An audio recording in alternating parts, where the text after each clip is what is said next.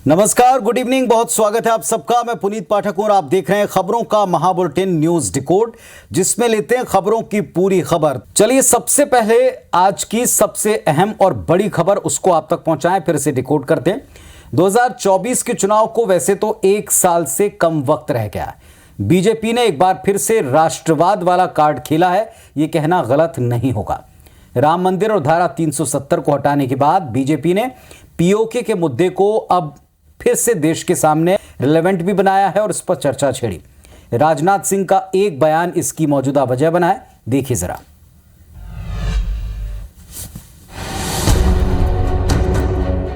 पाक अधिकृत कश्मीर यानी पीओके पर रक्षा मंत्री राजनाथ सिंह ने एक बार फिर बड़ा बयान दिया। उन्होंने कहा कि पाकिस्तान अधिकृत कश्मीर पीओके हमेशा से भारत का हिस्सा रहा है, वहाँ की जनता भी भारत में शामिल होना चाहती है। राजनाथ ने कहा कि पीओके को भारत में शामिल करने की मांग वहीं से उठ रही है।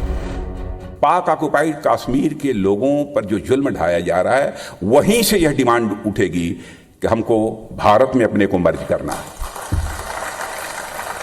और आपने देखा होगा टेलीविजन के पर्दे पर कई बार वहां के लोग स्लोगन नारे लगा रहे हैं कि हमको भारत में मर्ज करो। राजनाथ ने कहा कि भारत की संसद में पीओके को लेकर एक सर्वसम्मत प्रस्ताव पारित है। देश और दुनिया को साफ है कि भारत इस बारे में क्या चाहता है। इस मंशा को लेकर संसद में एक नहीं 3 प्रस्ताव पारित किए जा चुके हैं। तो पीओके का मुद्दा भारतीय जनता पार्टी के लिए बेहद खास रहा है। क्या इसके जरिए वाकई 2024 चुनाव को साधा जा सकता है, इस बात को डिकोड करते हैं।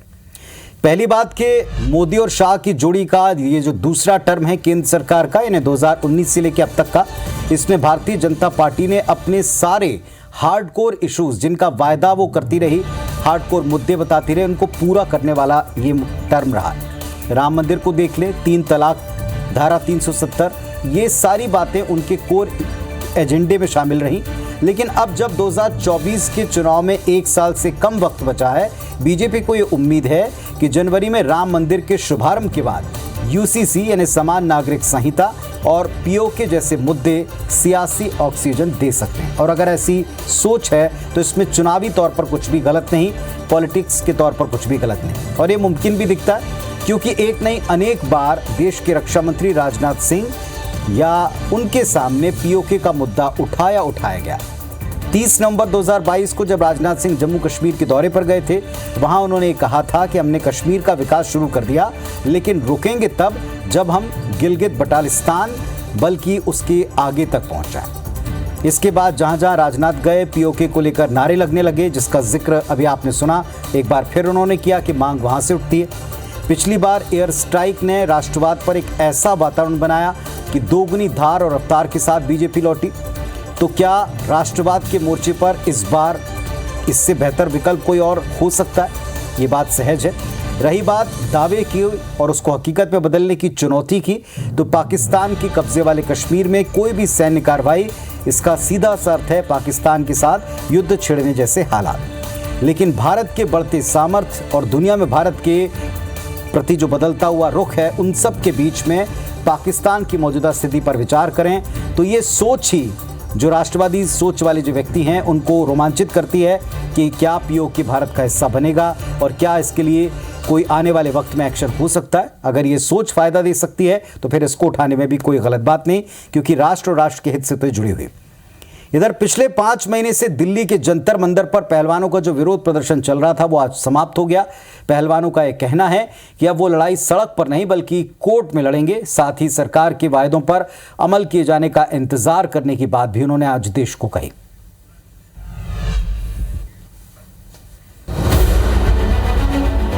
भारतीय कुश्ती संघ के पूर्व अध्यक्ष बृजभूषण शरण सिंह के खिलाफ प्रदर्शन कर रहे पहलवानों ने आखिर आंदोलन खत्म कर दिया। महिला पहलवान साक्षी मलिक, विनेश फोगाट और बजरंग पूनिया ने इसका ऐलान किया। पहलवानों ने कहा कि अभी लड़ाई सड़क पर नहीं, अदालत में लड़ी जाएगी और ये तब तक जारी रहेगी जब तक न्याय नहीं मिल जाता।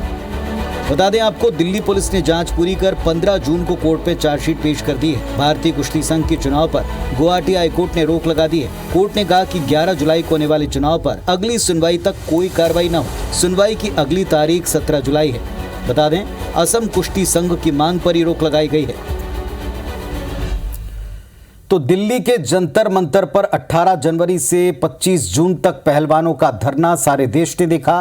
क्या उसका मकसद पूरा हो गया? अगर कोर्ट में लड़ाई लड़नी थी तो फिर आज तक जो संघर्ष हुआ उससे मिला क्या?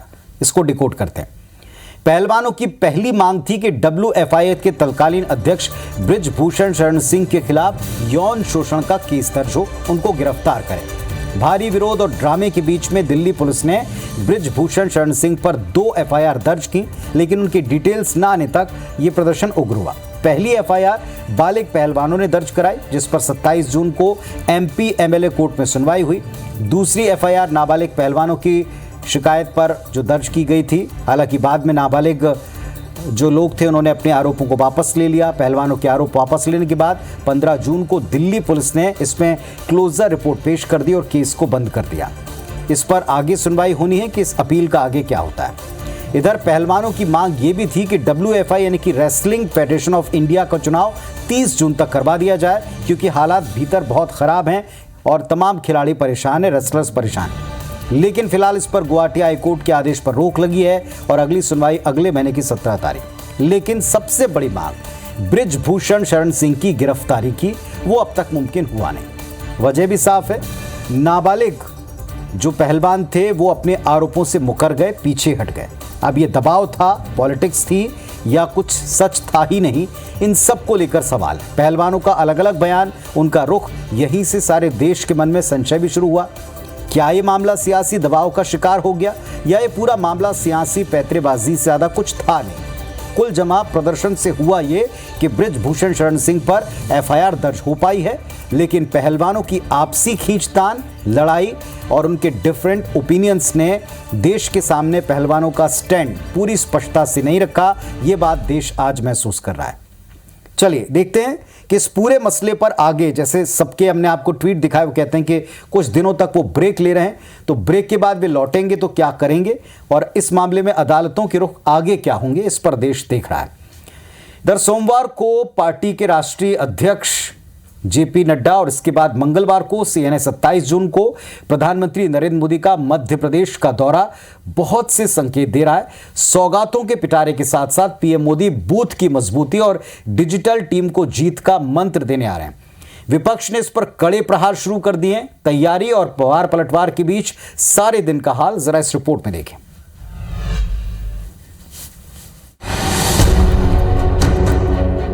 27 जून मंगलवार को प्रधानमंत्री मध्य प्रदेश दौरे पर रहेंगे। प्रधानमंत्री मोदी भोपाल पहुंचकर रानी कमलावती रेलवे स्टेशन से मध्य प्रदेश की दूसरी और तीसरी वंदे भारत एक्सप्रेस ट्रेन को हरी झंडी दिखाएंगे।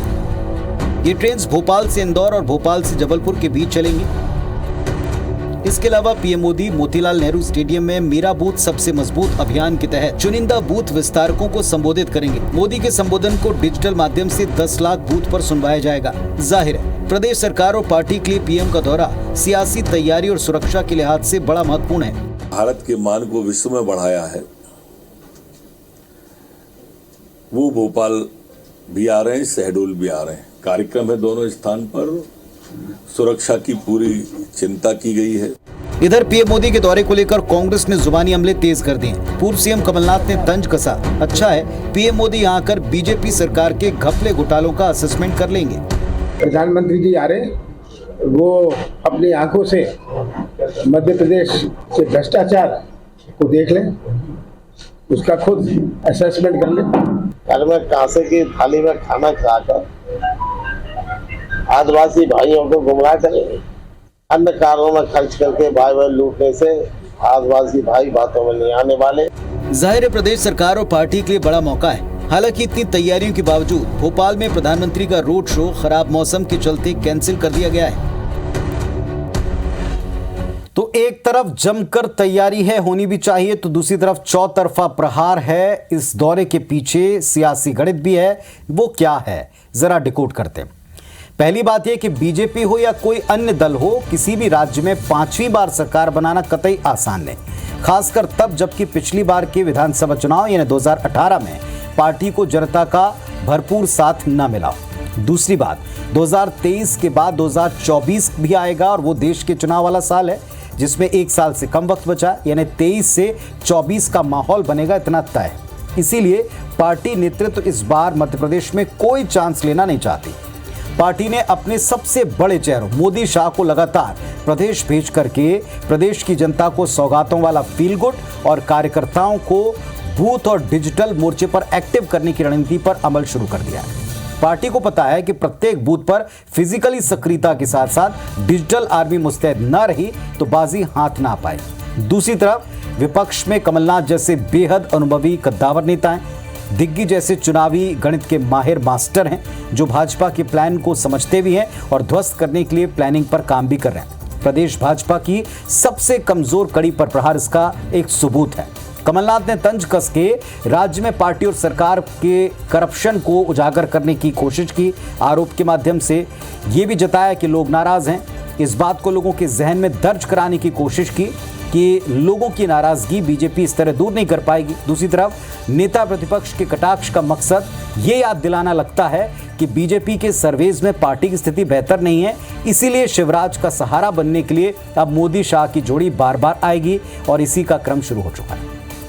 चलिए, सब अपनी अपनी रणनीति के मुताबिक अगर काम कर रहे हैं तो इसमें कोई भी गलत बात नहीं, लेकिन सबसे बड़ी बात यह कि इन सब में आगे क्या होता है। वैसे एक अपडेट आपको दे दें, इस वक्त हमको एक अपडेट मिल रहा है कि अब शहडोल के लिए प्रधानमंत्री का नया शेड्यूल आ चुका है। 1 जुलाई को शहडोल आएंगे प्रधानमंत्री मोदी।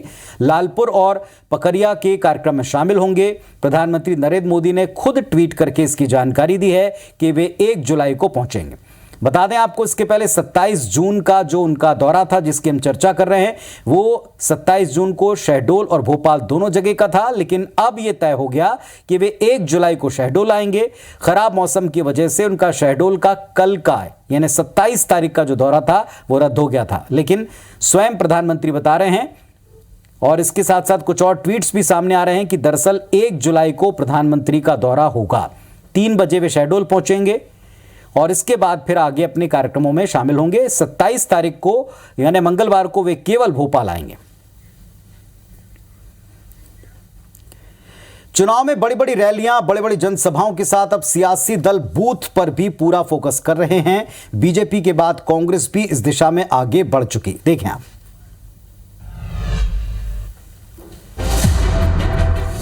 मध्य प्रदेश और छत्तीसगढ़ में 2023 के अंत में होने वाले विधानसभा चुनाव और 2024 के लोकसभा चुनाव की तैयारी में कांग्रेस और बीजेपी दोनों ही जुटे हुए हैं। बड़ी बात यह कि दोनों दलों का फोकस एक एक बूथ पर है। हर बूथ को लेकर रणनीति तैयार है। कल भोपाल दौरे के दौरान प्रधानमंत्री मोदी मेरा बूथ सबसे मजबूत अभियान का हिस्सा बनेंगे। हम सब के लिए ये गौरव का क्षण है और बहुत पलक पांवड़े बिछाकर कार्यकर्ता इंतजार कर रहा है, प्रदेश की जनता उनका इंतजार कर रही है। कालीन विस्तार की जो कार्यशाला है विस्तारकों की, और इसके माध्यम से बाकी सब जगह जो डिजिटलाइजेशन जिस तरह से कार्यकर्ता हुआ है नीचे तक संबोधित करेंगे। इधर छत्तीसगढ़ में बस्तर में सभी 12 विधानसभा सीटों पर सोमवार से कांग्रेस ने बूथ चलो अभियान शुरू कर दिया है। इस दौरान सीएम भूपेश बघेल, प्रदेश प्रभारी कुमारी सैलजा समेत कई कांग्रेसी दिग्गज मौजूद रहे। हमारे जो कार्यकर्ता हैं उसके बदौलत ही चुनाव लड़ा जाता है, तो कांग्रेस के सभी वरिष्ठ नेता बूथ चलो अभियान में शामिल हुए हैं। बस्तर संभाग में इसकी शुरुआत हुई और पूरे प्रदेश में किया जाएगा। बूथ स्तर पर मजबूत हुए बिना चुनाव जीतना किसी दल के लिए आसान नहीं होगा। ये बात दोनों दल समझते भी हैं और इस पर काम भी शुरू कर चुके हैं। तो बंद कमरों से बाहर निकलकर राजनीतिक दल और नेता अब बूथ पर पहुंच रहे हैं। चलिए, ऐसा क्यों करना पड़ रहा है इस बात को डिकोड कर लें। बूथ विस्तारक योजना, बूथ सशक्तिकरण योजना, पन्ना प्रमुख अभियान जैसे कई और भी अभियान हैं। आपने पिछले कुछ दिनों से इस तरह के नाम, इस तरह के अभियान कुछ ज्यादा ही सुने।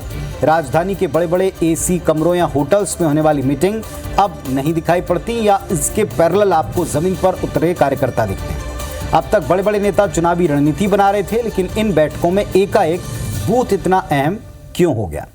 दरअसल बड़ी बड़ी रैलियों और जनसभाओं से नेता पार्टी के पक्ष में जो भी माहौल बनाते हैं उसे वोटर्स के दिलो दिमाग में घर कराने की जिम्मेदारी, उनको बूथ तक लाने की जिम्मेदारी, उनसे अपने पक्ष में वोट कराने की जिम्मेदारी पन्ना प्रमुखों की, बूथ प्रभारियों की होती है।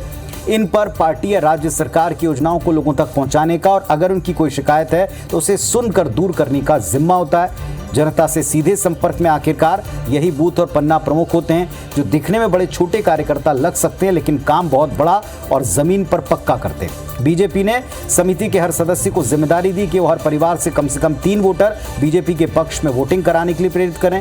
पन्ना प्रमुख, बूथ प्रमुख का यह फॉर्मूला अमित शाह का है। यूपी चुनाव में जीत के बाद बाकी राज्यों में भी इसको अपनाया जा रहा है। इधर कांग्रेस भी इसकी अहमियत को अब समझी है।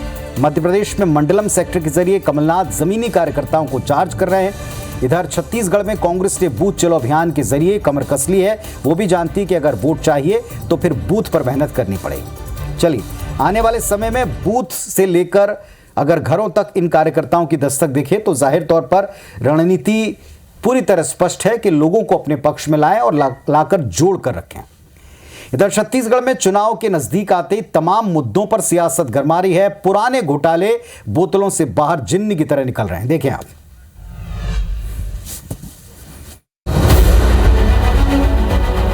चुनाव नजदीक आते ही छत्तीसगढ़ के बहुचर्चित प्रियदर्शनी बैंक घोटाले का जिन्न एक बार फिर बोतल से बाहर आ चुका है। मामले के मुख्य आरोपी उमेश सिन्हा के नार्को टेस्ट की सीडी और एफएसएल रिपोर्ट न्यायालय के आदेश से पुलिस को सौंप दी गई। अब पुलिस इसकी नए सिरे से जांच करेगी। अजय चंद्राकर जी का नाम नहीं है उसमें, लेकिन यदि जांच में जो भी व्यक्ति आएगा उसके खिलाफ कार्रवाई होगी। इधर बीजेपी नेताओं का आरोप है कि ये प्रदेश सरकार का चुनावी स्टंट है। हिम्मत है जो आरोप लगाते हैं उस सबके लिए भी जांच करवा दे तो न्यायालय के निर्देश पर हो रहा है, कार्रवाई करें ना। कौन ने मना किया है? वो कुछ भी नहीं कर सकते, वो सिर्फ और सिर्फ राजनीतिक इस्तेमाल करेंगे। चुनाव नजदीक आएगा तो और ऐसी कुछ बोलेंगे। नए सिरे से जांच होने की खबर सामने आते दोनों दलों के नेता इस पर नजरें जमाए हुए हैं। तो कुल मिलाकर के एक बार फिर से एक घोटाला जिसकी चर्चा 2006 से लेकर 2018 तक लगातार रही, अब एक बार फिर जब वो जांच में आएगा तो क्या कोई नए फैक्ट्स सामने लाएगा या फिर वही पुराने फैक्ट्स हैं जिनसे केवल दबाव की पॉलिटिक्स की जाएगी। विपक्ष जो लगातार सरकार को घेरा है कुछ घोटालों पर, क्या उसके जवाब में ये हुआ? इस तरह के कई सवाल आज हवा में तैरते रहे। अब आते हैं एक ऐसी खबर पर जो बहुत बड़ी आप मान सकते हैं लेकिन उससे कहीं ज़्यादा बहुत संवेदनशील। सदियां बीत गईं, आज भी समाज में प्रेम विवाह को लेकर सहजता और स्वीकार्यता कतई नहीं। क्या कोई परिवार, कोई पिता अपने बच्चों को जीते जी मृत घोषित कर सकता है? जवाब आपको मंदसौर की तस्वीर हाँ में देती है, जो चौंकाती भी है और डराती भी। देखिए। इसने हिंदू समाज को बदनाम किया है, इसके लिए आज ये हमारे हिंदू समाज के और परिवार के लिए मर गई है। जीते जी कोई पिता क्या अपने जिगर के टुकड़े से इतना खफा हो सकता है कि बेटी को कफन पहना दे, घर की लक्ष्मी कहलाने वाली बिटिया पर फूलों का हार चढ़ाकर उसे सबके सामने मृत घोषित कर दे? इसके लिए आज ये हमारे हिंदू समाज के और परिवार के लिए मर गई है। पर यह हुआ है मंदसौर में एक थाने के भीतर। 1 साल पहले अपने गायब होने की पिता की रिपोर्ट पर एक बेटी खुद थाने पहुंची और पुलिस को बताया कि वो मर्जी से अपने प्रेमी के साथ गई थी और उससे प्रेम विवाह कर चुकी है। पिता के मनाने के बावजूद बेटी ने कहा है कि वो अपने पति के साथ ही रहेगी। ये बात सुनकर बाप का मन इस कदर खराब हुआ कि थाने में पिता ने युवती को सफेद कफन उड़ाया और फूलों का हार चढ़ाकर उसे सबके सामने मरा घोषित कर दिया। एक मुसलमान के साथ भग गई है, इसने हिंदू समाज को बदनाम किया है, इसके लिए आज ये हमारे हिंदू समाज के और परिवार के लिए मर गई है। इस वीडियो के सामने आने के बाद एसपी ने नाहरगढ़ थाने के एसआई और 2 कांस्टेबल को लाइन हाजिर कर दिया। पुलिस के सामने ये सब कुछ हुआ और मूक दर्शक देखती रही। एक्शन हो चुका है, लेकिन याद होगा आपको कुछ ही दिन पहले जबलपुर में एक मुस्लिम युवक से शादी और धर्म परिवर्तन के बाद अनामिका से उज्मा फातिमा बनी युवती के परिजनों ने भी उसका सरेआम पिंडदान कर दिया था। तो ये मामला जिस एंगल से देखें या जिससे आप जुड़ाव महसूस करें उसी तरह का नजर आएगा। ये बेहद गंभीर है, पिता और परिवार के नजरिए से भी और प्रेम में पड़कर विवाह का फैसला करने वाले जोड़ों के लिहाज से भी। इसे पूरी संवेदनशीलता के साथ डिकोड करना पड़ेगा, हमको भी और आप सबको भी। एक तरफ जन्मदाता और दूसरी तरफ प्रेमी। एक तरफ बचपन से जवानी तक उंगली पकड़कर दुनिया दिखाने और चलाने वाला पिता, तो दूसरी तरफ साथ में अपनी नई दुनिया बसाने का वायदा करने वाला लाइफ पार्टनर। जीवन के इन 2 पुरुषों का हर बेटी के मन में हमेशा से बड़ा खास स्थान रहा है। दुविधा वहां शुरू होती है जब दूसरे पुरुष के चयन में पिता की रजामंदी ना हो। उस पर से अगर वो गैर समाज का, गैर मजहब का हो तो सामाजिक ताने बाने का दबाव कई बार रिश्तों के भरोसे को तार तार करता है, जो इन दोनों प्रकरणों में जो हमने आपको रिपोर्ट पे दिखा है। बाप बेटी के रिश्ते में सबसे ज़रूरी चीज़ भरोसा, सम्मान है। इसके बाद प्यार, स्नेह तो है ही। भरोसा टूटा तो रिश्ता नहीं बल्कि पूरा परिवार, बल्कि दो परिवार बिखरते कई बार देखे। और ऐसे मामले को लव जिहाद जैसे भारी भरकम तोहमतें अगर झेलनी पड़ जाएं, धर्मांतरण जैसी तोहमतें झेलनी पड़ जाएं, तो इसका संगीन बन जाने में कोई शक नहीं। लेकिन इससे इतर, इन सारे आरोपों से अलग, मंदसौर और जबलपुर में अपनी बेटी से बेनता प्यार, इस पर सामाजिक दबाव, परंपरा का दबाव काम कर गया, या फिर भरोसे के टूटने की नफरत ऐसी खाई को जन्म दे गई कि बेटी और पिता ये सब इसमें उलझ कर रह गए। ये परिवार से ज़्यादा और कोई नहीं जानता। दुर्भाग्यजनक है, किसी भी बेटी या पिता के साथ इस तरह का वाकया ना हो, ये उम्मीद कर सकते हैं, पर शायद इसके लिए लगातार संवाद की, बातचीत की गुंजाइश है, जो हर परिवार को ढूंढनी, तलाशनी चाहिए। आज के न्यूज़ डिकोड में बस इतना ही। खबरों और उनके अपडेट्स के लिए आप IBS24 देखते रहें, और खबरों को डिकोड करने के लिए पुनः कल आपसे इसी वक्त इसी मंच पर मुलाकात होगी। नमस्कार, शुभ रात्रि।